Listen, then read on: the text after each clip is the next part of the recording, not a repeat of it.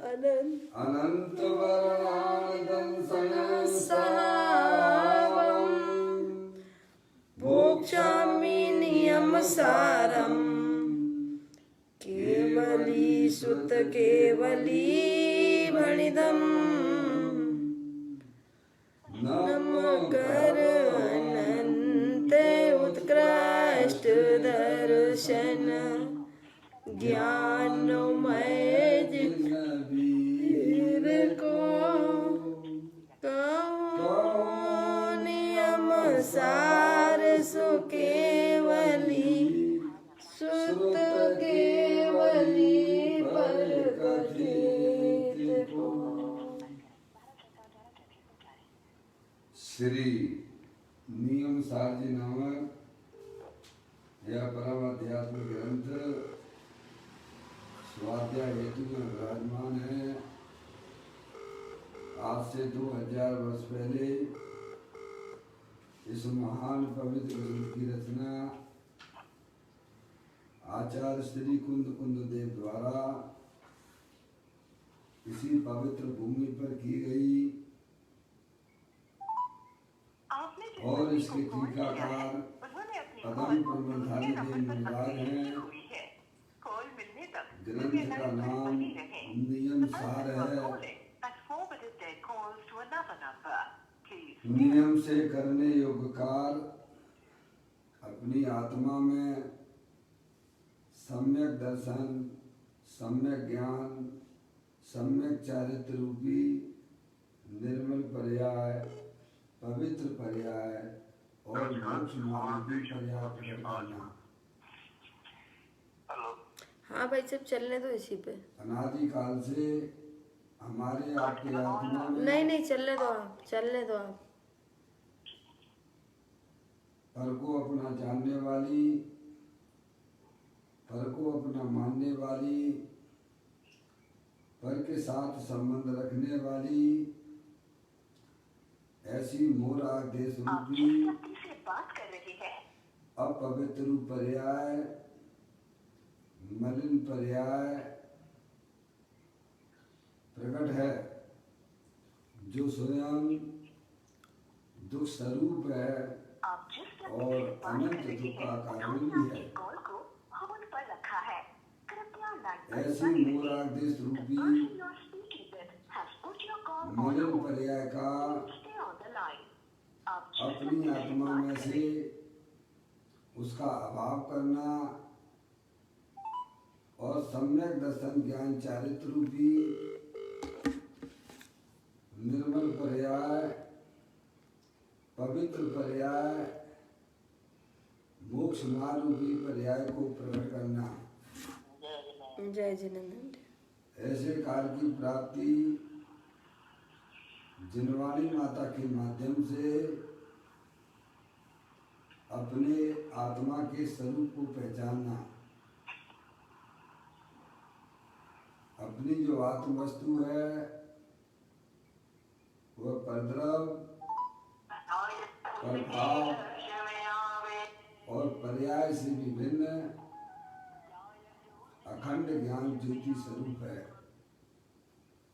ऐसे ज्ञायक प्रभु परमात्मा का मां जिनवाणी माता के द्वारा परिचय करके तत्पश्चात शरीर रागादि ये सब कर्मकृत वस्तुएं हैं।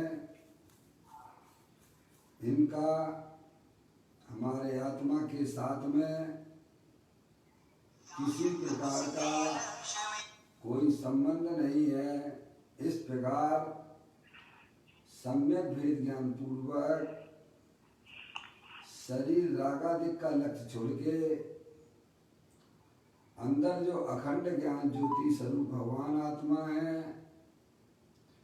उसमें ही अपनापन स्थापित करना और उसी को ही अपना जानना, उसमें ही अपनी वर्तमान पर्याय को मग्न कराना। इसे ही अनंत परमात्मा धर्म कहते हैं। उसकी चर्चा आचार्य भगवंतों ने, मुनिराजों ने एक एक गाथा, कलश और टीका के माध्यम से हमें अपने आत्मा के स्वरूप को समझाया है।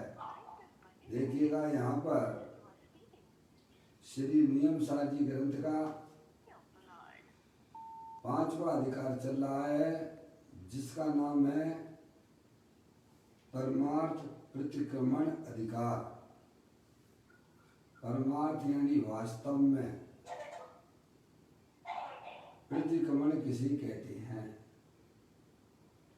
उसकी बात यहाँ पर आई है। उन्होंने अपनी कॉल दूसरे नंबर पर अग्रेषित ही हुई है। एक होता है परमार्थ प्रतिक्रमण और एक होता है व्यवहार प्रतिक्रमण।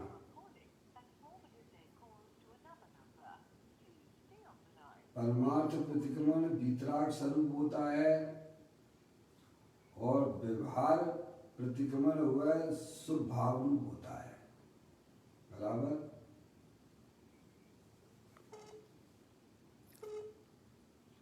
देखिएगा यहाँ पर अपनी 83 नंबर की 83 नंबर की गाथा अपन यहाँ इसका स्वाध्याय कर रहे हैं, जिसमें आचार्य कुंकुम देव ने निश्चय प्रतिक्रमण का स्वरूप यहाँ कहा है। हिंदी में इसका पद्यान वाल पढ़ते हैं अपन। वचन रचना छोड़कर रागादिका कर परिहरण, ध्याते सदा जो आत्मा होता उन्हीं को प्रतिक्रमण। निश्चय प्रतिक्रमण का क्या स्वरूप है? निश्चय प्रतिक्रमण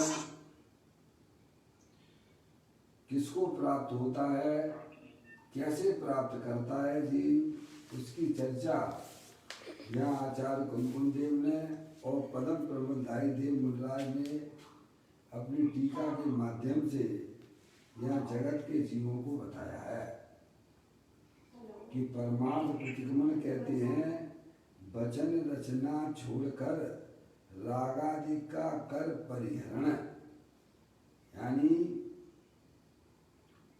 जो शुभ वचन है, उन्होंने अशुभ वचनों की तो बात ही नहीं है, वे तो संसार के कारण है ही, पाप बंद के कारण है। शुभ वचन जो अपन पाठ वगैरह करते हैं, प्रतिक्रमण वगैरह जो है अपन जो है पाठ करते हैं ना, वह कहलाता है शुभ वचन। और अंदर में जो रागादिक शुभ परिणाम होते हैं, समझेंगे आप, उन्हें बोलते हैं शुभ भाव। तो यहाँ ज्ञानी हमें समझाते हैं शुभ वचन रचना छोड़कर रागादि का कर परिहरण, यानी अंतर जल्प और अंदर में होने वाले रागादिक जल्प, उन सब को छोड़कर, भाई साहब समझ गए आप? छोड़कर का मतलब ये है कि उनका लक्ष्य छोड़ दो, यह सब काम पर्याय करती है। तो छोड़ा है पर्याय ने, तो ग्रहण भी तो कुछ किया होगा ना। तो कहते हैं ध्याते सदा जो आत्मा, जो अपना तीनों काल एक रूप रहने वाली वस्तु है, चेतनेश्वर है, सिद्ध की सामर्थ्य वाली है, अनंत शक्तियों के भंडार वाली है, ऐसी चैतन्य वस्तु शरीर रागादिक से भिन्न अंदर देवल में विराजमान है। समझ नहीं आप? उसका वह लक्ष्य करती है। समझ नहीं आप? तो कहते ध्याते सदा जो आत्मा होता उन्हीं को प्रतिक्रमण। प्रतिक्रमण किसको होता है? जो बहिर्जल्प और अंतर्जल्प दोनों को छोड़कर, दोनों का लक्ष्य छोड़कर, जो अंतरोन्मुखी उपयोग के द्वारा अपने गायक प्रभु परमात्मा का अवलंबन लेता है, आश्रय लेता है, उसमें ही अपनी वर्तमान पर्याय को मग्न कराता है, उसे ही वास्तव में निश्चय से प्रतिक्रमण होता है। ये तो गाथा का सीधा अर्थ निकलता है। मौसी, मम्मी, ये सीधा अर्थ निकलता है गाथा का। निश्चय प्रतिक्रमण, एक होता है निश्चय प्रतिक्रमण और एक होता है व्यवहार प्रतिक्रमण। समय अनादि काल से हमारे आत्मा में निश्चय प्रतिक्रमण नहीं हुआ है। इस बात का हमें थोड़ा ध्यान रखना चाहिए। हाँ, तो मौजूद सही बात है। आगम तो यही कहता है कि निश्चय प्रतिक्रमण हुए बिना व्यवहार प्रतिक्रमण भी नहीं होता है। और जो हम प्रतिक्रमण करते हैं, मानते हैं, वह तो वास्तव में स्वभाव होने पर भी वह बाल व्रत और बाल तप के रूप में चला जाता है। आगम तो ये कहता है क्योंकि निश्चय प्रतिक्रमण हुए बिना व्यवहार प्रतिक्रमण भी नहीं हुआ है। बिल्कुल सही कहते हो। लेकिन हमारी इतनी बड़ी भूल है कि अपन आत्मा को जाने बिना और सारे धर्म के कार्यों को समझते हैं कि साहब हम बहुत बड़ा काम कर रहे हैं। आधा एक घंटा अगर पाठ वगैरह कर लिया, नमोकार मंत्र पढ़ लिया, भगवान की पूजा भक्ति कर ली, तो हम समझते कि हमने बहुत बड़ा काम कर लिया है। जी, हम बहुत बड़ी भूल में हैं। समझ में आया? सर्वप्रथम हमें अपने आत्मा के स्वरूप को जानना चाहिए। मैं चेतन सर्वस्तु हूँ, सिद्धि की सामर्थ्य वाली हूँ, अनंत शक्तियों के भंडार वाला हूँ। ऐसा जब तक अपनी आत्मा का ध्यान और श्रद्धांत जीव को नहीं होता है, तब तक उसकी पर्याय में भाई साहब जो है व्यवहार प्रतिक्रमण की भी उत्पत्ति नहीं होती है। ये बात है। निश्चय हुए बिना वो व्यवहार भी नहीं कहलाता है। तो अनंत काल हो गया है, अनंत काल हो गया इस जीव को। धर्म के नाम पर बहुत इसने बहुत उठा पटक की है। समझे? अपने आप को बाहर का धर्मात्मा दिखने के लिए इसने बहुत प्रयत्न करता है ये, पर अंदर से धर्मात्मा नहीं होना चाहता है। समझ में आया? तो उसका कोई भी परिणाम, कोई भी फल आने वाला नहीं है। आप ये समझ लिया। यहाँ पर तो सीधा, यहाँ पर तो सीधी बात करते हैं। ऐसा नहीं कि हम उस बात को समझ नहीं सकते हैं। पूरी तरह से आप समझ सकते हो। आप ज्ञानेश्वर हो, जानने देखने वाले हो, पुद्गल नहीं हो, धर्म अधर्म आकाश काल नहीं हो। आप समझे ना? आप इस विश्व के चेतनेश्वर भगवान आत्मा हो, सबसे समझदार व्यक्ति हो आप। समझे ना? इन सारी बातों को आप समझ सकते हो। आचार्य कुंदकुंद देव तो यहाँ स्पष्ट इस गाथा में लिखते हैं, वचन रचना छोड़कर रागादि का कर परिहरण। दो बातें आ गई उसमें। वचन रचना, समझ लेंगे, वचन रचना ये पाठ वगैरह अपन करते हैं वचनों के द्वारा, है ना? वो हो गया बहल जल। पप्पू भैया बहुत अच्छा है भैया, सच्चा ज्ञान कर लो। हाँ, ये अपन को करना ही पड़ेगा क्योंकि अपन आत्मा है और आत्मा ही रहेंगे। कभी भी ऐसा जड़ होने वाले नहीं हो। अभी वर्तमान में अगर सच्चा ज्ञान कर लोगे तो समझ लीजिए अपने अपनी आत्मा के लिए बहुत बड़ा काम कर लिया आपने। नहीं तो भाई साहब 2 इंद्री 3 इंद्री चीटी बड़े रहोगे। एक इंद्री पर्याय नहीं ढले रहेंगी भाई साहब।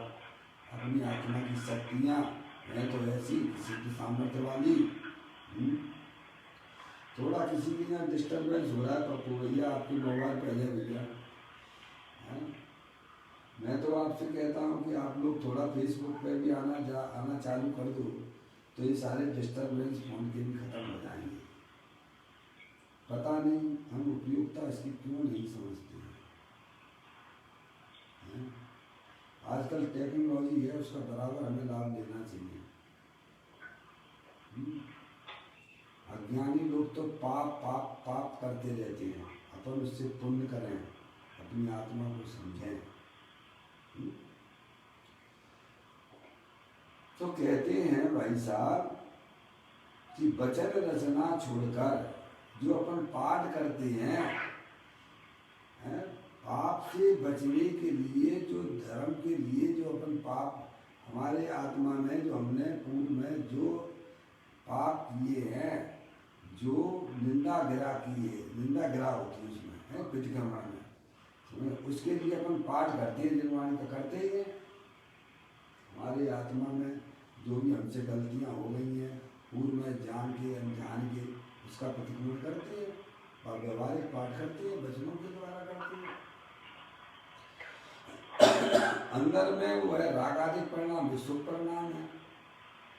तो यहाँ पर आचार्य कुलकुल देव हमें समझाते हैं कि वचन रचना छोड़कर, क्या है, वचन रचना छोड़कर रागादि का कर परिहरण।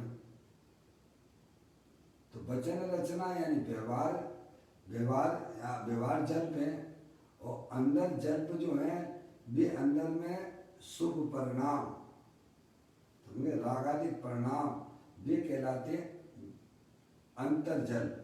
तो क्या दोनों को छोड़कर, तो छोड़कर का मतलब क्या है कि उनका लक्ष्य मत करो, वे स्वयं स्वकाल में होते हैं, वचन रचना और रागादिक परिणाम भी स्वयं स्वकाल में होती है और होके चली जाती है।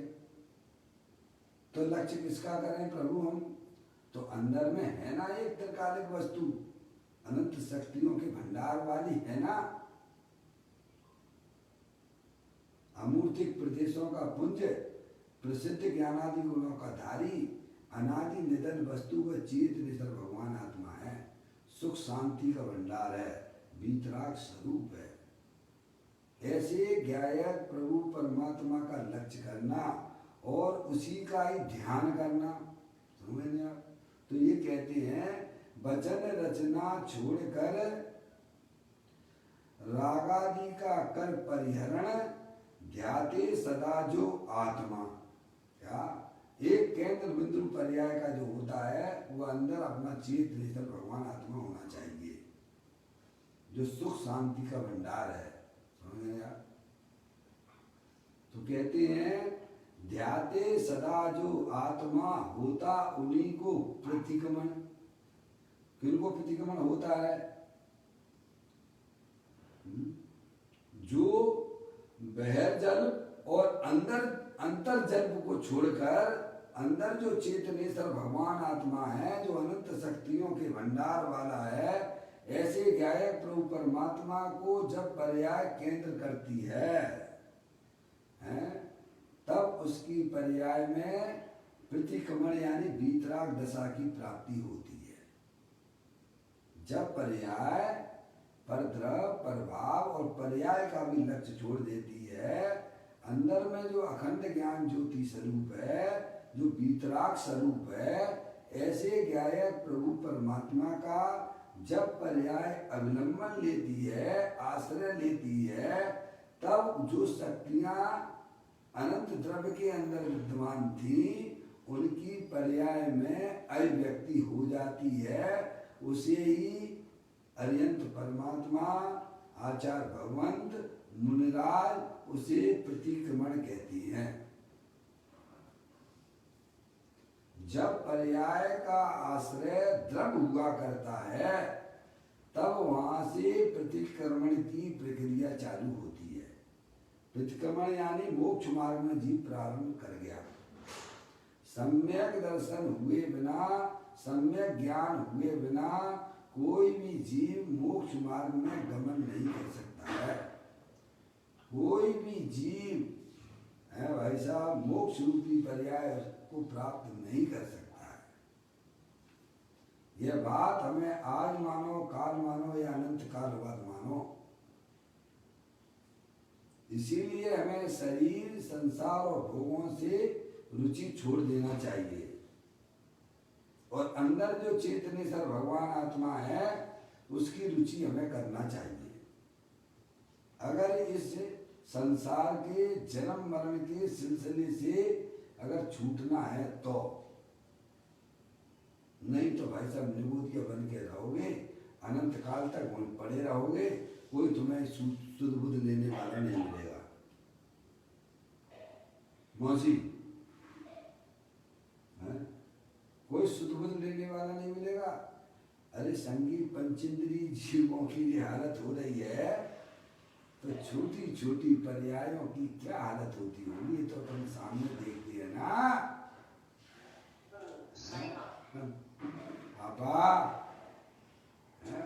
शरीर में अगर रोग हो जाए, अरे कोरोना वायरस हो जाए तो भाई साहब आपको कोई देखने वाले आने वाला नहीं है।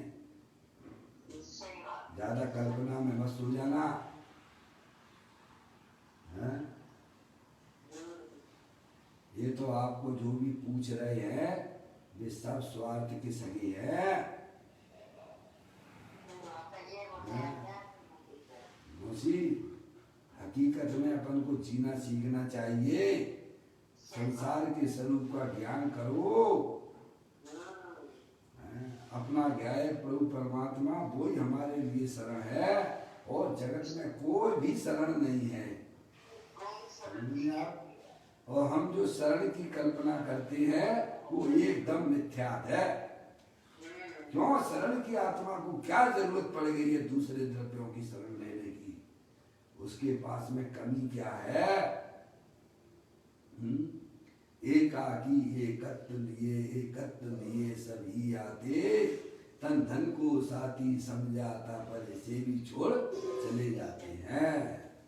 मैं तो अरूपी प्रदेश वाला भगवान आत्मा हूँ, चेतनेश्वर हूँ। ये शरीर रागादिक का हमारे आत्मा के साथ में किसी प्रकार का कोई संबंध नहीं है। समझ में आया?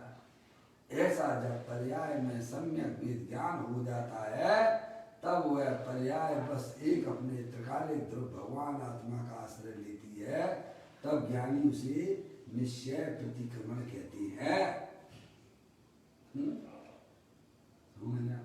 शुभ भाव बीच में होते अवश्य है, अशुभ भाव से बचने के लिए शुभ भाव पर्याय में आते अवश्य है, पर वह भी परावलंबी है।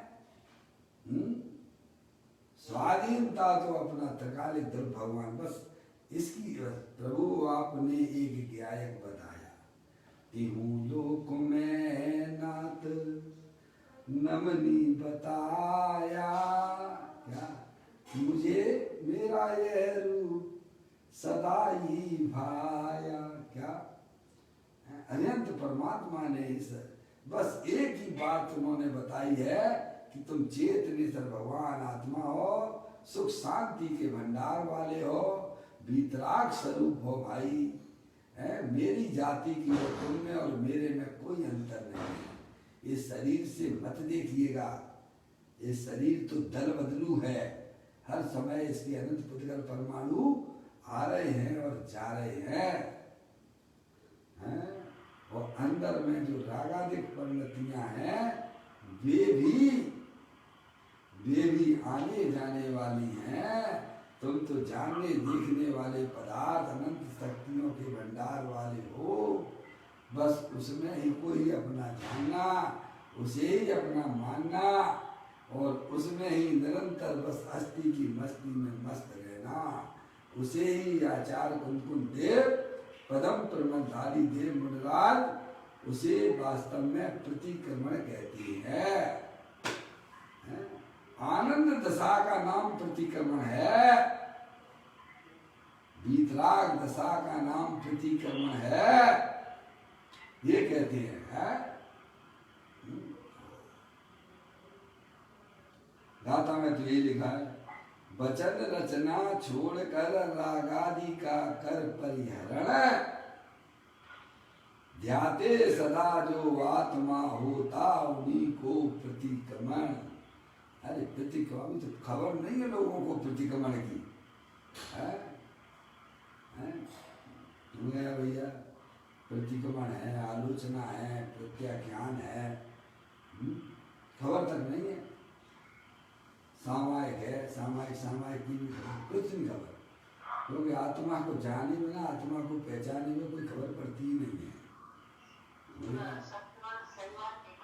मंदिर में चले गए भाई साहब, माला जप लिए, पाठ बोल दिया है और अपने आप को बोलने वाला मान लिया।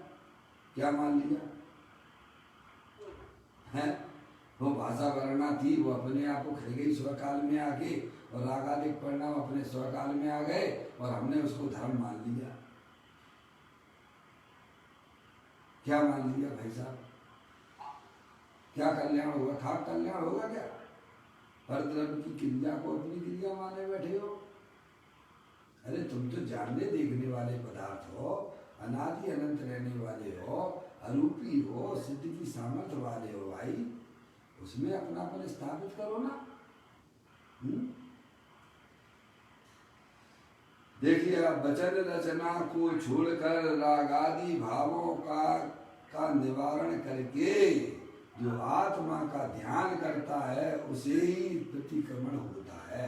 समझिए, अब प्रतिक्रमण करने के लिए हमें अपने आत्मा को जानना बहुत ही जरूरी है, तभी हमारे पापों का वास्तव में दूर होंगे। पुण्य और पाप, पाप और पुण्य दोनों ही वास्तव में आत्मा के लिए पाप ही है। क्या?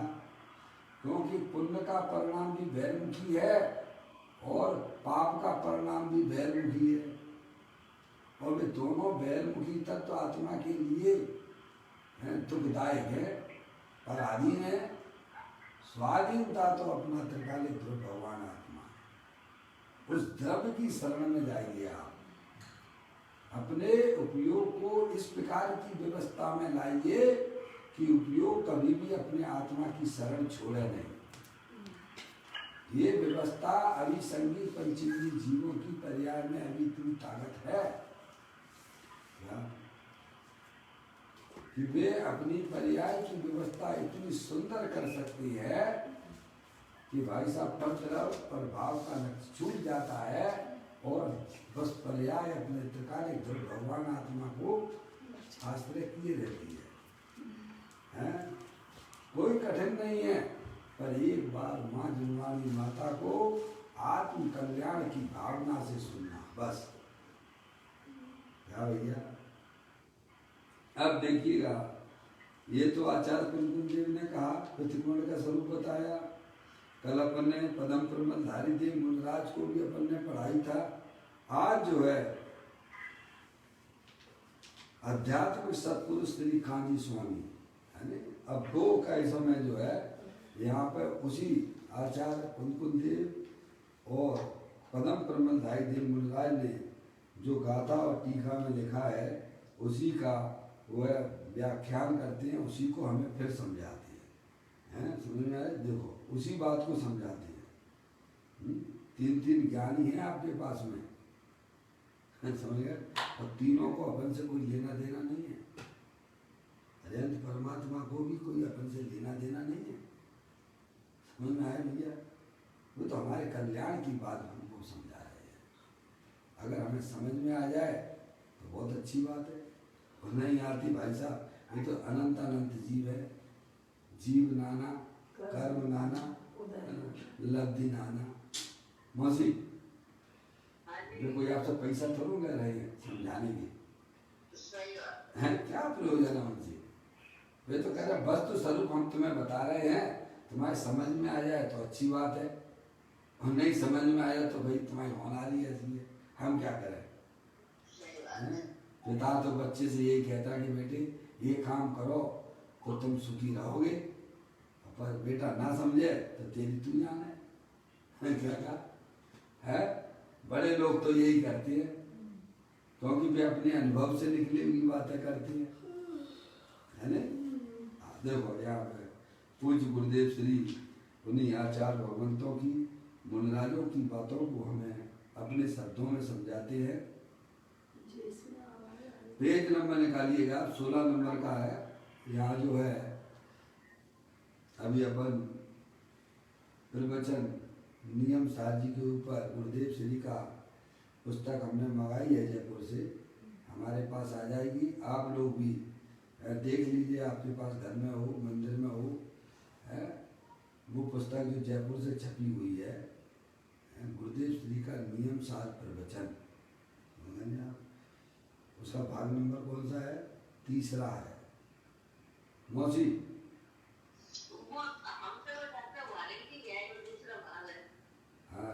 हाँ, वो तो मौसी जी ले आई हैं। ये तो आप अनुशीलन लेके आए हो, अनुशीलन ही यहाँ पढ़ रहे हैं अभी अपन। नहीं, बहुत बढ़िया, अच्छी बात है।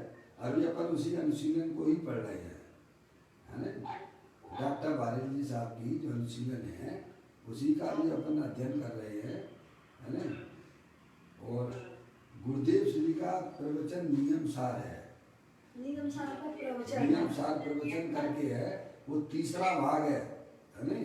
पहला दूसरा तो अपन पढ़ चुके हैं, है नहीं। 5वां अध्याय जो चालू होता है वो तीसरे भाग से चालू होता है नहीं। वो पुस्तक अभी हमारे पास में उपलब्ध नहीं है, मैंने वहाँ पर जयपुर में बोला है, तो वो 2-4 दिन में आ जाएगी। आप लोग भी प्रयत्न करके वह मंगा लीजिए। तो उसको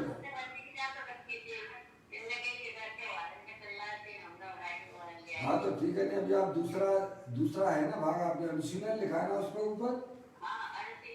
हाँ तो ठीक है मैडम, अभी तो जो है आप जो है 17 नंबर का पेज अनुशीलन का जो मैं पढ़ रहा हूँ, जो आपके पास में वो पढ़ रहा हूँ।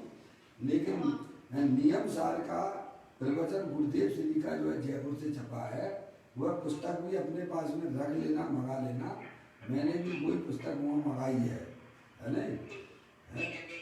तो वो वाली आप वो प्रिंट है और बाकी की कारण कार की जो है जो प्रवचन है शब्द टू शब्द गुरुदेव श्री के, उसका प्रिंट नहीं है।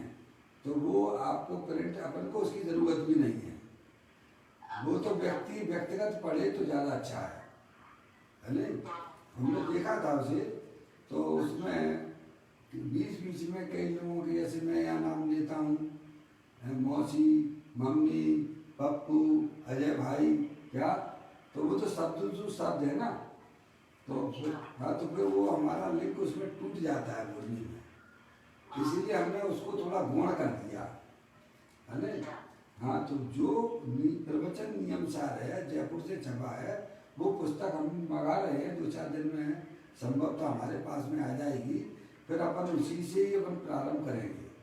अभी तो अपन जो है यहाँ पढ़ ही रहे हैं, जो थोड़ा अनुशीलन भी बहुत अच्छा है, विद्वानों के लिए बहुत बढ़िया है। डॉक्टर साहब ने बहुत ही अच्छा काम किया है ना, बहुत सुंदर काम किया है। वो तो सीधा कहते, देखो आचार्य कुंतकुंत देव ये कह रहे हैं और पदम प्रमल धाई देव मुनराज ने ये कहा है, और अमुक जो भी का समय है कोई मुनराज है उनका भी का ऐसा उसमें पुट कर देते हैं। जैसे वीर सावरकर जी महाराज हुए हैं सोलापुर में, है ना। तो उनका भी कहीं मतलब वो गुण सहजानंद जी, मतलब डॉक्टर साहब की बहुत ही अच्छी तार्किक शैली है ना। तो वो उसी चीज को पुष्ट करने के लिए आचार्य कुंतकुंत देव की बात को, और मुनराज पदम प्रमलदाय देव या आचार्य अमृतचंद देव हों, उन्हीं की बात को पुष्ट करने के लिए अन्य ज्ञानियों का भी सहारा लेते हुए, बताते हुए कि उन्होंने भी देखो इस बात को इस प्रकार से कहा है। ये बहुत बढ़िया अनुशीलन है, पढ़ना चाहिए, समझना चाहिए। उससे अपनी श्रद्धा और ज्ञान और अच्छा पक्का मजबूत होता है। क्या समझ लेंगे आप? अपन तो सीधे मूल में से पढ़ते हैं ना मौसी, क्या हमें कुछ दिक्कत थोड़ा अपन को। अपन तो मूल ग्रंथ ही पढ़ते हैं, पहले मूल पढ़ते हैं, उसके बाद इन्होंने इसके बारे में ये कहा है। क्या अभी अपन मूल क्लियर कर लिया और फिर अपन पढ़ते, देखो भाई काजी स्वामी ने भी इस बारे में क्या कहा है। अब अपन मिलान कर लीजिए, कहाँ दिक्कत है उसमें, लड़ाई और झगड़े की कोई बात ही नहीं है ना। अपन तो मूल में ही आचार्य भगवंत को पकड़ के चल रहे हैं ना, है। उसके बाद पहले अपन आचार्य को पढ़ते हैं, मुनिराज को पढ़ते हैं, उसके बाद जो है वो गुरुदेव श्री को पढ़ते हैं। बोलो पढ़ते हैं कि नहीं पढ़ते हैं? अपने स्वाध्याय का क्रम ही यही है। पहले मूल में पढ़ो आप आचार्य अमृतचंद देव को या फिर आचार्य कुमकुम देव को है, और फिर जो टीकाकार ने जो लिखा मुनिराज ने वो पढ़ लीजिए आप, उसमें अर्थ समझ लीजिएगा है। और अगर थोड़ा नहीं समझ में आ पाया तो गुरुदेव जी ने और स्पष्ट कर दिया, और फिर आप अपने वर्तमान ज्ञान की पर्याय में निर्णय करो। मम्मी क्या मम्मी पापा, इसी का नाम स्वाध्याय है क्या? उसमें हमारी और तुम्हारी उसमें कोई बात नहीं है, सब आचार भगवंतों का माल है, उन्होंने हमें बताया है और हम उसे अपनी वर्तमान ज्ञान की पर्याय में उसे निर्णय कर लें, बस इतनी सी बात है। इसमें हमारी और तुम्हारी बात कहाँ आ गई? और आचार्य भगवंत कहते हैं कि भाई साहब हमारी बात भी नहीं है। वो छामी नियम सारा, आगे क्या लिखा? केवली सुध केवली भजन मौसी। आचार्य भगवंत कहते हैं कि भाई साहब हमारी बात भी नहीं है, ये तो दिव्य ध्वनि में अनंत परमात्मा के यहाँ से आई हुई बात है। और तुम अपने ज्ञान की पर्याय में निर्णय कर लीजिए, समझ में आ जाएगा। दूध का दूध और पानी का पानी, उसमें कहाँ दिक्कत आ रही है? हाँ बोलो। अब आपके सामने पंच परमेष्ठी बैठे हुए हैं, उनसे आप मिलान कर लीजिए। ये धर्म ऐसा नाम नहीं है धर्म कि भाई साहब तुम्हारा कौआ कान ले गया, किसी ने कहा और हमने मान लिया कि हमारा कौआ कान ले गया। वे कहते तुम देखो तुम्हारा कान कौआ ले गया है कि नहीं ले गया है। समझ में आया? ऐसी सुंदर बातें हैं भाई। देखो कभी भी हमने वस्तु स्वरूप का निर्णय नहीं किया है, इसीलिए हमारी पर्याय में दुख की पर्याय चल रही है। अजय भैया कोई दुखी हमें कर नहीं रहा है, हम सुई में भी अनंत परमात्मा की बात जो बात आई है उसका निर्णय नहीं करते हैं। तो निर्णय कर लोगे तो अभी से आपका आनंद प्रारंभ हो जाएगा, क्योंकि आप आनंद स्वरूप तो हो ही हो। आपको सुख शांति कहीं से लाना थोड़ा मैं, हमें ज्ञान की पर्याय में निर्णय नहीं है उनका श्रद्धा नहीं है, इसीलिए दुखी हो रहे हो। तो होते रहिए हैं। हाँ देखिएगा, अब इसी बात को यहाँ पर गुरुदेव श्री काजी स्वामी यहाँ इसका अर्थ करते हैं, भाव समझाते हैं हमें, वो भी अपन पढ़ लेते हैं। इस गाथा के भाव को आध्यात्मिक सत्पुरुष श्री काजी स्वामी इस प्रकार स्पष्ट करते हैं कि मुनिराज प्रातः व शाम को प्रतिक्रमण करते हैं। मुनि जब अपने शुद्ध स्वभाव में स्थिर नहीं रह सकते, अपना शुद्ध स्वभाव यानी अपना जो त्रिकालिक ध्रुव भगवान आत्मा जो कि अनंत शक्तियों का भंडार वाला है, पर द्रव पर भाव से भिन्न है। मौसी शुद्ध स्वभाव यानी जो परद्रव से भिन्न है और अपने गुणों से अभिन्न है, अपनी शक्तियों से अभिन्न है, उसमें जब तक पर्याय स्थिर नहीं रहती है तो मुनिराज भी अपनी भूमिका के अनुसार उनको भी शास्त्र लिखने का परिणाम आता है, भव्य जीवों को समझाने का परिणाम आता है। वे भी अपने पर्याय में जो दोष लग जाते हैं उनकी भूमिका में, उनका भी वे प्रतिक्रमण करते हैं। समझ में आया है? तो कहते हैं मुनि जब अपने शुद्ध स्वभाव में स्थिर नहीं रह सकते तब वे प्रतिक्रमण की विधि का पाठ बोलते हैं। क्या? सुबह और शाम है आपके पास तो प्रेस खुलाई है मौसी, आप देख ही रहे होंगे। तब वे प्रतिक्रमण की विधि का पाठ बोलते हैं। उस परिणाम में क्या देखिएगा, मुनिराज की जब पाठ बोलते हैं तो उस परिणाम में अशुभ का नाश होता है। क्या होता है? समझ गए आप? अशुभ परिणामों का नाश होता है, वह शुभ भाव रूप व्यवहार प्रतिक्रमण है। कौन सा है वो? शुभ भाव रूप व्यवहार प्रतिक्रमण है? उसका यहाँ खंडन करते हुए आचार्य कहती है। आचार्य कुंकुम देव ने किसका खंडन किया है? कि वचन रूप जो रचना है और अंदर में जो रागादिक रूप स्वभाव है उसका भी खंडन करते हैं। ये गुरुदेव श्री कह रहे, यही अपन ने पढ़ा, यही पढ़ा है कि नहीं पढ़ा है? गुरुदेव श्री उसी को तो खोल रहे हैं ना।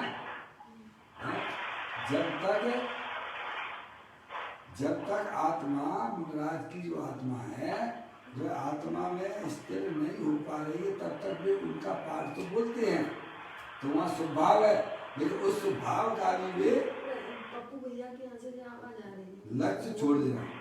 पप्पू भैया थोड़ा डिस्टर्बेंस हो रहा है, ये पानी आने थोड़ा बंद कर दो।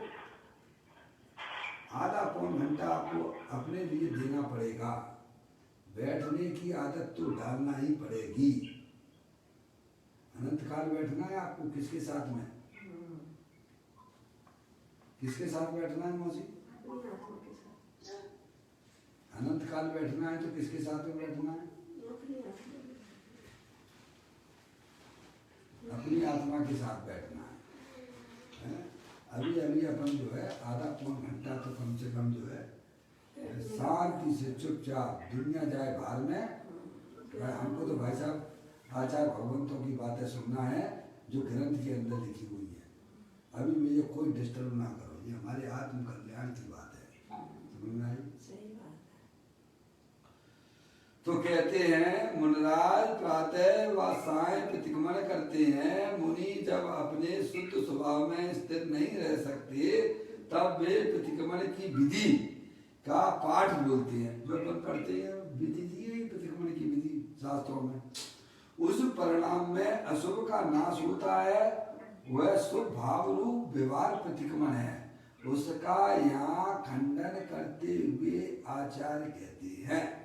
है क्या लिखा ही है? वचन रचना छोड़कर रागादि का कर परिहरण। समझे नहीं आप? ये बात पूज्य गुरुदेव श्री ने भी वही समझा रहे हैं वो अपन को, है ना? तो क्या उसका यहाँ पर खंडन किया गया इस 83वें नंबर की गाथा में। यहाँ का मतलब क्या है? इस गाथा में आचार्य कुंकुम देव ने वचन रचना और अंदर में होने वाली जो स्वभाव है उनका भी यहाँ निषेध किया गया है।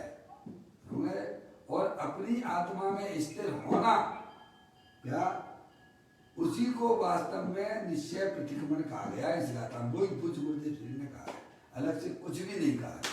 अब लोग व्यर्थ में ही राय समय उनके ऊपर उंगली उठाते रहेंगे। कौन के ऊपर उंगली उठा रहे हो तुम? है विरोध कर रहे हो, तो किसका विरोध कर रहे हो आप ग्रंथ पढ़ते नहीं हो, और बस भाई साहब एक व्यक्ति आया श्वेतांबर समाज से और हमारे दिगंबर ग्रंथों का रहस्य खोल दिया तो तुम चिढ़ने लग गए। तुम क्या भैया, ऐसा कहीं होता है क्या? अरे हमारे ग्रंथों के अंदर निधियां पड़ी हुई थी जिन्हें हमें ज्ञान तक नहीं था। क्या वैसे ही चले जाते हो और कैसा भगवान के दर्शन कर लिए और अनमन से जिनवानी सुन ली दिखाने के लिए और अपने आप को धर्मात्मा मानने लग जाते थे। तो ये बात पूज्य गुरुदेव श्री ने भी वही बात कही है कि वचन रचना और स्वभाव के ऊपर का लक्ष्य छोड़ देना परमार्थ प्रतिक्रमण है। और जो मुनिराज अपने कारण परमात्मा को ध्याते हैं, कारण परमात्मा यानी अपना आत्मा, अनंत शक्तियों के भंडार वाला है आत्मा है। समझ? कारण परमात्मा ना होता तो पर्याय में भी कोई कार्य परमात्मा नहीं होता। मौसी ये बात तो सही है ना भाई? आपके पास में कोई फोटो कॉपी है तो ओरिजिनल की फोटो कॉपी होगी कि वैसे ही ये तुम्हारे पास में? मम्मी ओरिजिनल के बिना कोई फोटो कॉपी हो सकती है क्या? नहीं हो सकती है ना। अगर आत्मा स्वभाव से ही भगवान ना होता तो पर्याय में कोई भगवान हो सकता था क्या? बताइए। तो वो प्रत्येक जीव द्रव्य जो है कारण परमात्मा है, पर उसे अपने आत्मा की खबर नहीं है, समझिए। और जिसे खबर हो जाती है बस ये समझिए कि उसकी लाठी खुल गई है। क्या है? समझ में आ गई भैया? अगर दूध में घी ना होता तो मार्केट में घी नहीं मिलता। अगर आत्मा स्वभाव से ही कारण परमात्मा ना होता तो कोई भी ना तो अनंत परमात्मा होते ना सिद्ध परमात्मा होते। समझ नहीं आप? 2 और 2 4 जैसी बातें हैं भाई। कहीं इसमें कहीं कोई लफड़ा झपड़ा नहीं है। आप अपने आत्मा की बातें बड़े शांति से आप सुनिए, समझिए, चिंतन करिए, मन इसीलिए मिलता है। तो कहते हैं वचन रचना और शुभ भाव के ऊपर का लक्ष्य छोड़ देना परमार्थ प्रतिक्रमण है। जो मुनिराज अपने कारण परमात्मा को ध्याते हैं। किसको ध्याते हैं? ध्याने वाली कौन है? पर्याय है। कौन ध्याती है? पर्याय ध्याती है द्रव्य को। वर्तमान जो उपयोग है, जो हम 24 घंटा पंच इंद्रिय के विषयों में लगाया करते हैं, उसका फल क्या है भाई साहब बता दो? अनंत संसार है। वर्तमान में पर्याय में दुख भी होता है और अनंत संसार की रचना भी की जा रही है। सही बात है। वर्तमान का जो हमारा परिणाम, वर्तमान का हमारा जो उपयोग 24 घंटा शरीर की संभाल में लगा रहता है, 24 घंटा पंच इंद्रिय के विषयों में सुख मान रहा है।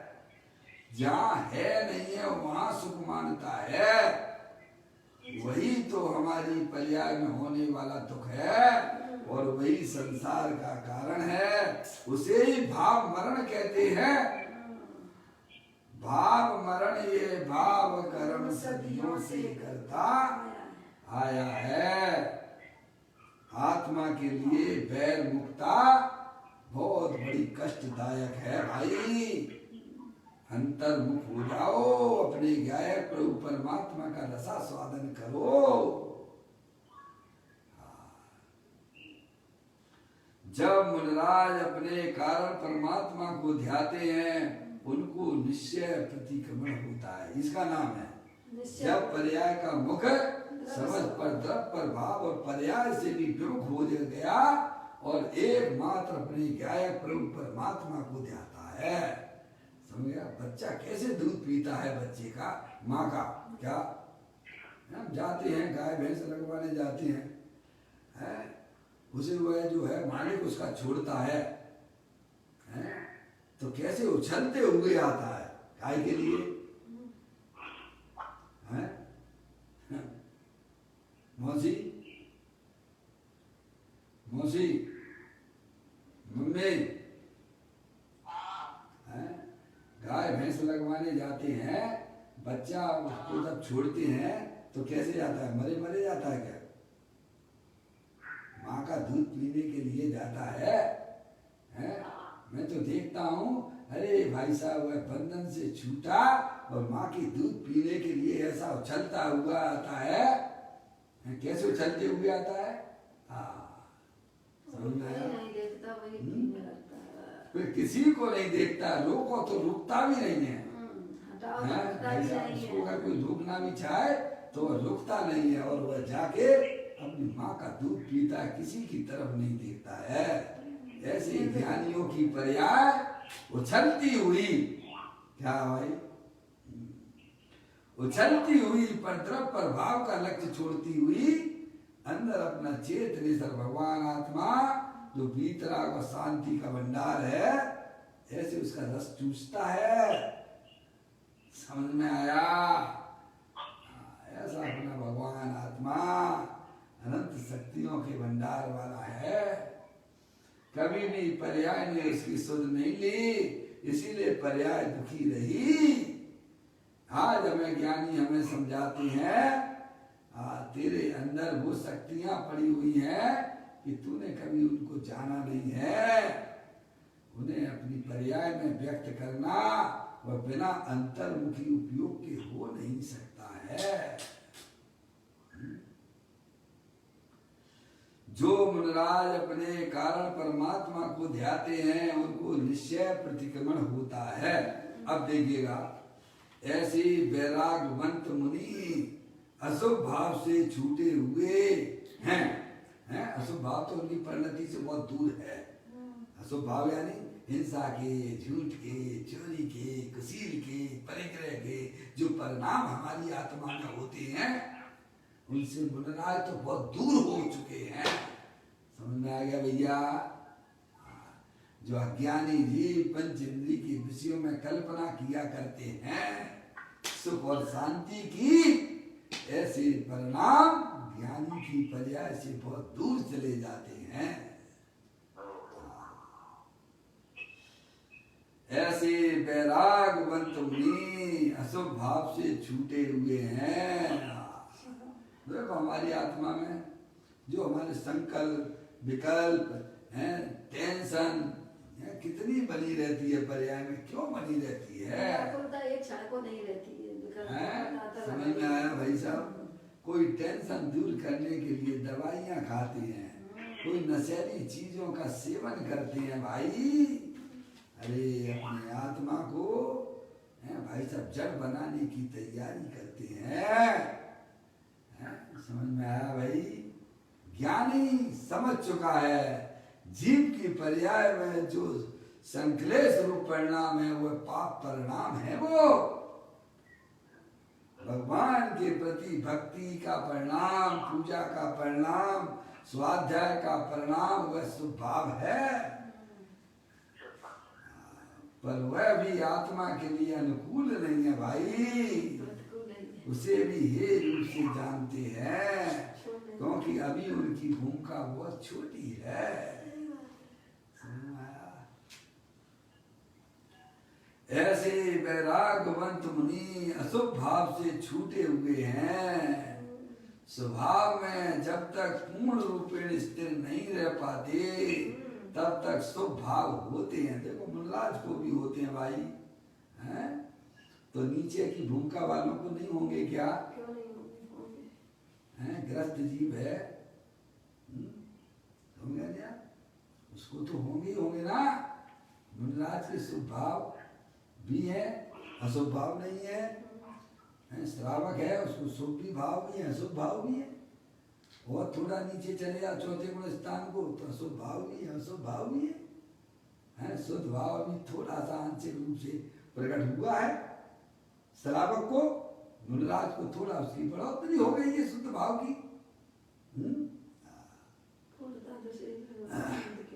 पूर्ण रूपेण स्थिर नहीं रह पाते तब तक स्वभाव होते हैं। और शास्त्रकार ने जो प्रतिक्रमण की विधि कही है तथा विविध वचन रचना की है उसके ऊपर लक्ष्य जाता है। उसे सब ने पढ़ते हैं, विनय के साथ में पढ़ते हैं। कैसे पढ़ते हैं? शास्त्र में जो विधि दी है विनय के साथ में पढ़ते हैं। देखो भाई साहब, आपको जहाँ से लाभ होता हुआ दिखाई देगा तो आप उसके साथ में कैसे विनय के साथ बर्ताव करते हो, बोलो करते हो नहीं करते हो? आपको मालूम है यार मेरे को इससे पैसा मिलेगा, मौसी, तो हमारी वचन रचना कैसी हो जाती है? मम्मी, किसी से हमें मालूम है इससे पैसा मिलेगा, इससे हमारे प्रयोजन की सिद्धि होगी, तो उसके साथ आप कैसे कैसे कैसे शब्दों की रचना करते हो? आप विनय के साथ करते हो ना। ऐसे ही ज्ञानी जीवों को भी, मोक्ष मार्ग में चलने वाले जीवों को भी शास्त्र के प्रति विनय का परिणाम रहता है। समझ में? ये तथा नहीं डाल देते जो यहाँ पढ़ी वहाँ डाल दी, वहाँ पढ़ी यहाँ डाल दी, ऐसा नहीं। समझ में आया? विनय पूर्वक का समझे भाई, यही हमारे कल्याण में निमित्त होती है। जितना महत्व हम भगवान को देते हैं भाई साहब, उससे ज्यादा महत्व अगर माँ जिनवाणी के प्रति हो हमारा, आपको पता नहीं है अरिहंत भगवान से भी बड़ी कायम जनवाणी का कहा गया है। सही बात है। क्या अरे तो भगवान के चर्चा संग्रह में सारी चर्चाएं आई हैं, क्योंकि अभी मैं इसको विषय को ले नहीं रहा हूँ। मंदिर में जो भगवान विराजमान है ना, वो तीर्थंकर से भी बड़े हैं वे। सही बात है। मम्मी, मंदिर में जो भगवान की प्रतिमा विराजमान है ना, वो तीर्थंकर से भी बड़ी है। साक्षात तीर्थंकर भगवान इतना हो, महत्व उस प्रतिमा का है, उससे भी अनंत गुना महत्व इनका है। समझ में आया? सब ग्रंथों के अंदर लिखा पड़ी है, और जनवाणी का तो उससे भी ज्यादा। सही बात है। समझ में आ गई भाई साहब? तो विनय के साथ माँ जनवाणी को सुनना। आप तो बैठ जाइए, भले ही प्रमाद आ रहा हो, आप कोशिश कीजिए विनय के साथ, बिल्कुल स्वच्छ कपड़ा पहन के, हैं भाई साहब, बिल्कुल जो है पानी से अपना मुंह वगैरह धो लीजिए आप, जो शुद्धि कर सकते हो। फिर आप जनवाणी को सुनिए। आपको जब तक हमें माँ जनवाणी के प्रति विनय का परिणाम नहीं होता है, विनय के बिना विद्या की प्राप्ति नहीं होती है। तो मुनराज भी देखो, आप लिखा नहीं उन्होंने, विविध वचन रचना की है, उसके ऊपर लक्ष्य जाता है, उसे सब विनय पढ़ते हैं। विधि जो दी गई ना शास्त्रों में, उसको कैसे पढ़ते हैं? उसे सब विनय पढ़ते हैं। शब्दों उच्चारण की शुद्धता, शब्दों उच्चारण, शब्द बोलने की उच्चारण की शुद्धता का ध्यान रखते हुए पठित सूत्रों पर शुभ राग के समय लक्ष्य जाता है। समझे आप? और उस लक्ष्य को भी छोड़कर क्या कर रहे हैं? उस शब्दों से भी लक्ष्य छोड़ के अपने समझ गए ना? पे लक्ष्य लिया है। गजब है। उस लक्ष्य को भी छोड़कर, जो ज्ञान उधर जाता ना, इस पर शब्दों के ऊपर, उसका भी लक्ष्य छोड़कर जब मुनि अपने शुद्ध स्वभाव में एकाग्र होते हैं, तब संसार की मूल ग्रंथि का यानी समस्त राग द्वेष का नाश करते हैं। तब होता है नाश। कहाँ से होता है? अंदर में है ना, वितराग स्वरूप है ना भाई साहब, उसका लक्ष्य किए बिना कभी भी पर्याय में होने वाले रागादिक परिणामों का, द्वेष के परिणामों का क्या भाई साहब नाश नहीं होता है। तो अंदर में ऐसी एक जो वो है जड़ी बूटी है भाई साहब, जो आपको होने वाले परिणामों में दुख है, उन सब को विलय प्राप्त करा देती है। ऐसी आत्मा को हमें पहचानना चाहिए, है भाई साहब। कहीं आपको जाना नहीं है, कहीं आपको आना नहीं है, आप तो बस आनंद में रहिएगा, आनंद स्वरूप हो, और आनंद में रहने की कला सीख लीजिएगा। हैं, चाहे आप कहीं भी रहिए, चाहे दिल्ली में रहो, चाहे बंबई में रहो, चाहे भाई साहब स्वर्ग में रहो, चाहे नरक में रहो, क्या भाई साहब आनंद ही आनंद है। वस्तु स्वरूप का ज्ञान होने पर आनंद ही आनंद है। जो वस्तु स्वरूप को नहीं जानते हैं तो वे भी आनंद स्वरूप। क्या? सबके पल्ले लाल लाल बिना कोई नहीं, और गांठ खोल देखी नहीं, ताते भयो कंगाल। मुनि संसार का मूल क्या है? राग द्वेष मोह का निवारण करके अपने अखंड आनंद में निज कारण परमात्मा में एकाग्र होते हैं। ये करते हैं मुनिराज। क्या करते हैं? जो संसार का कारण क्या है? संसार का कारण स्त्री नहीं है। संसार का कारण दुकान मकान रुपया पैसा नहीं है मौसी। तो क्या है? स्त्री को जो अपना माना जा रहा है वह संसार का कारण है। स्त्री के लक्ष्य से जो हमारा राग काम कर रहा है वो संसार का कारण है। संसार का कारण क्या है? जो हमारी आत्मा में मोह राग द्वेष के परिणाम होते हैं, पर को अपना जानने से, पर को अपना मानने से, पर के प्रति हमारा जो राग द्वेष की पर्याय हुआ करती है, वही वास्तव में हमारा संसार है। तो भाई साहब इस संसार को आप मेट सकते हो कि नहीं मेट सकते हो, मुझे ईमानदारी से बताओ। हैं? क्या दिक्कत है? हैं? जब आप मकान बना सकते हो तो गिरा सकते हो कि नहीं गिरा सकते हो? हैं? अरे भाई साहब मकान बनाने में तो बरसों लग जाती हैं, महीनों लग जाते हैं, बरसों लग जाती हैं, पर गिराने में कितने मिनट लगते हैं अरे पप्पू भैया? हैं? कितना समय लगता है इस मकान को भाई साहब गिराने में?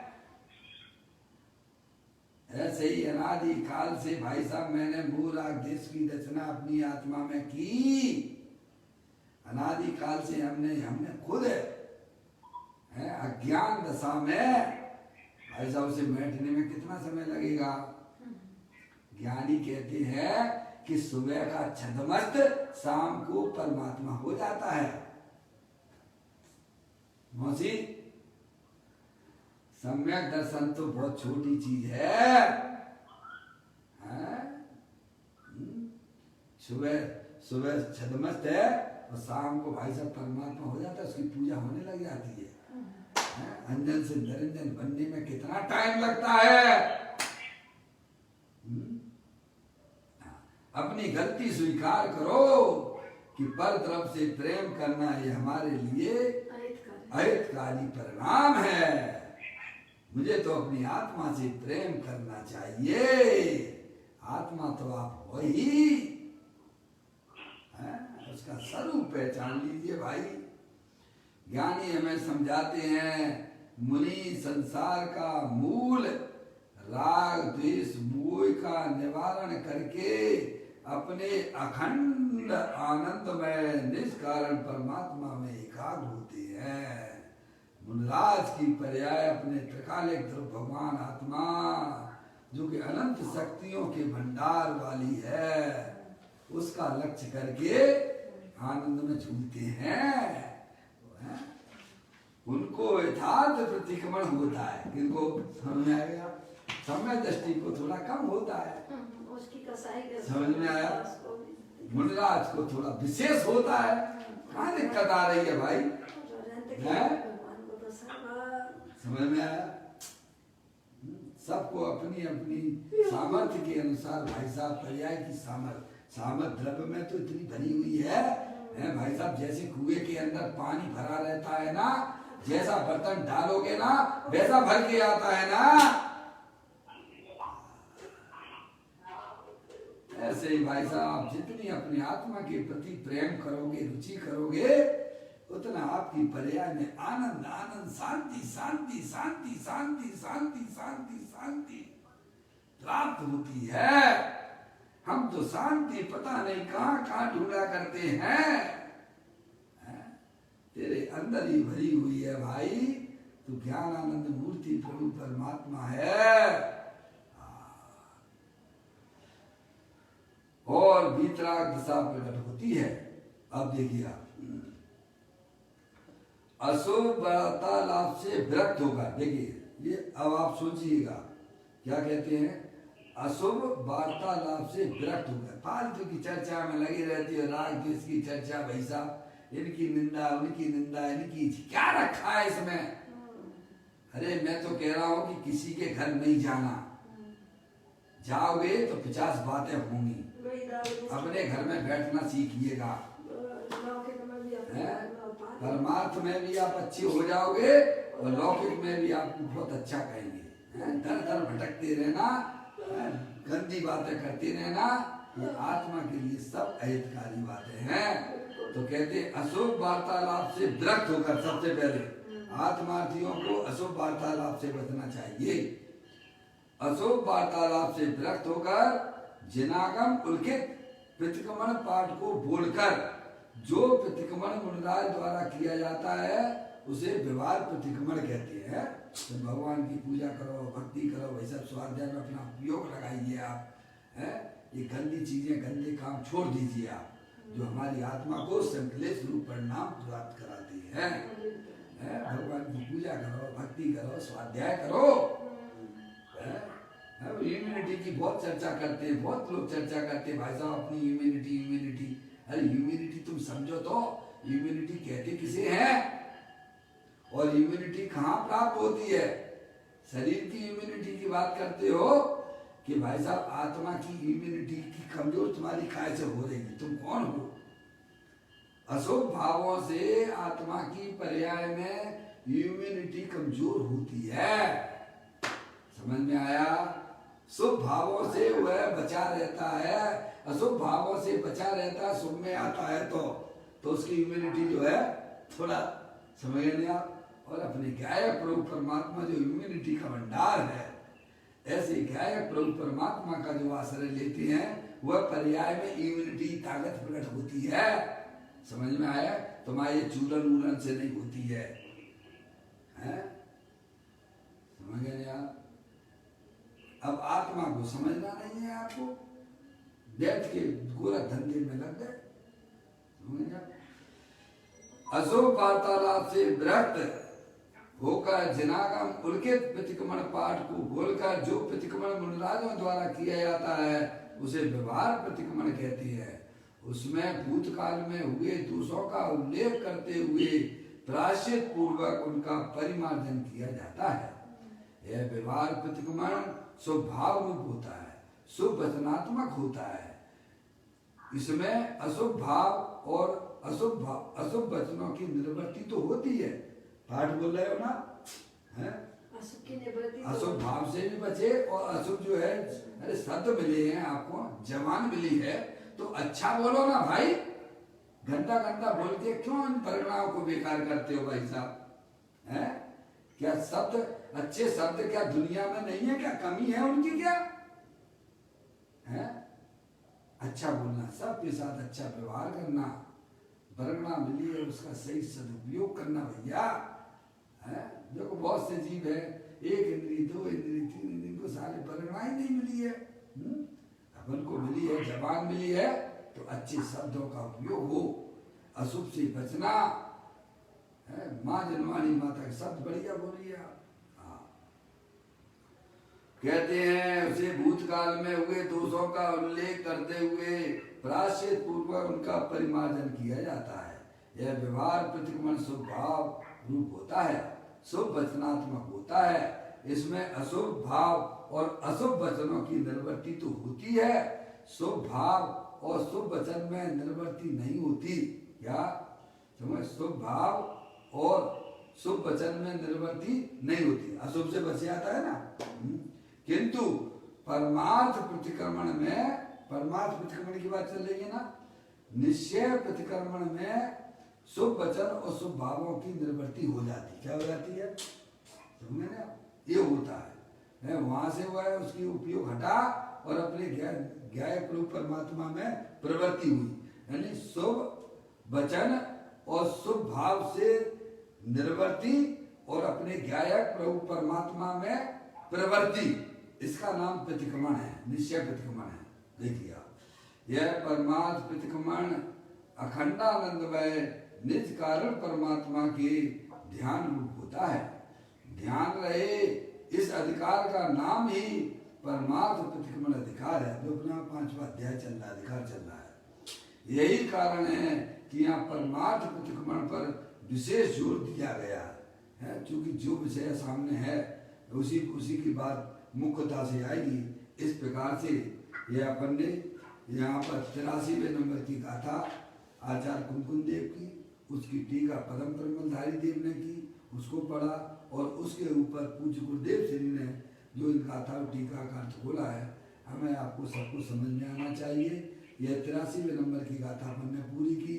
कल एक कलश जो है इसी के रेफरेंस में परम परिमलधारी देव आचार्य अमृतचंद देव का यहाँ पर उद्गृत करेंगे, उसको अपन पढ़ेंगे। उसके बाद 111वें नंबर का कलश जो परम परिमलधारी देव महाराज ने लिखा है उसका भी अपन को वाचन करना है। इस प्रकार से ये गाथा अपनी और कलश पूरा होने के बाद 84वें नंबर की गाथा पे अपन आ पाएंगे। कल अपन शेष जो बचा हुआ है, कल कलश चलेगा। 84 नंबर की गाथा कहाँ चलेगी? कलश है। आप थोड़ा बीच बीच में सो जाते होगे ना, मैं बराबर बोल रहा हूँ, समझ में आएगी नहीं आएगी?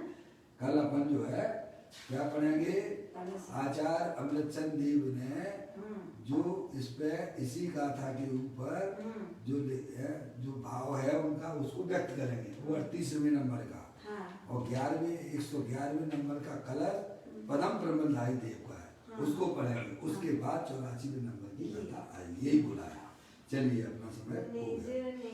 निज निधि निज में बताई, ये अनंत अनंत उपकार है, उसके लिए जिन वाणी माँ को वंदना सतबार है, वंदना सतबार है। 9 बार नमो करना।